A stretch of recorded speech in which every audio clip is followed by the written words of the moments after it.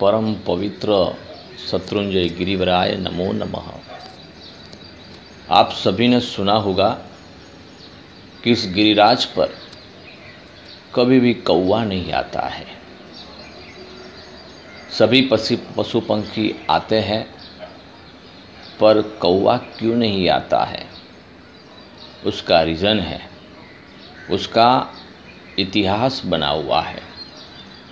अजितनाथ भगवान के समय में जब अजितनाथ भगवान सर्व साधुओं के साथ चातुर्मास रहे थे, उस समय सुव्रत नाम के वृद्ध आचार्य महाराज गिरिराज पर प्रासुक जल लेकर आरोहण कर रहे थे।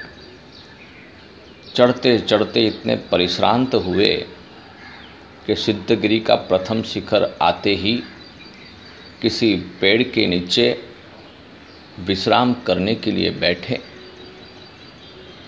प्रासुक जल भी बाजू पर पात्र में रखा।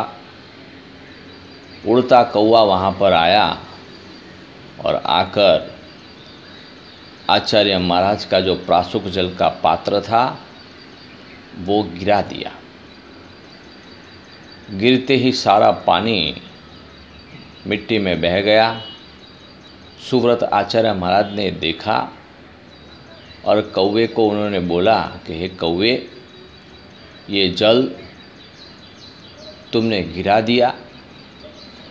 गर्मी से बहुत तप्त थे, बहुत ही परिश्रांत थे, बहुत ही मुश्किल से वो ऊपर चढ़े थे इतना जल लेकर, और ऐसा जल जब गिरा दिया तब कौवे को देखकर सुव्रत आचार्य महाराज ने कहा कि हे कौवा, आज से तेरी जाति कभी भी इस गिरिराज पर नहीं आएगी। मेरे तप के प्रभाव से शत्रुंजय गिरिराज के ऊपर प्रासुक जल की उत्पत्ति होगी, ऐसा उन्होंने बोल दिया। तपस्वी रत्न थे और तप के प्रभाव से उनका ये वचन फलित हो गया। तब से लगाकर आज तक कौवा इस गिरिराज पर कभी भी नहीं आता है। वैसे भी शास्त्रों में लिखा है कि कभी भी कोई मंदिर, कोई तीर्थ पर कौवा आता है तो बहुत बड़ा अपशकुन होता है, बहुत बड़ी आशातना होती है, और ऐसी आशातनाओं का निवारण करने के लिए मंदिरों में जाकर शांति कर्म आदि करना चाहिए, ताकि इस आशातना से, इस अपशकुन से सभी दूर हो जाए।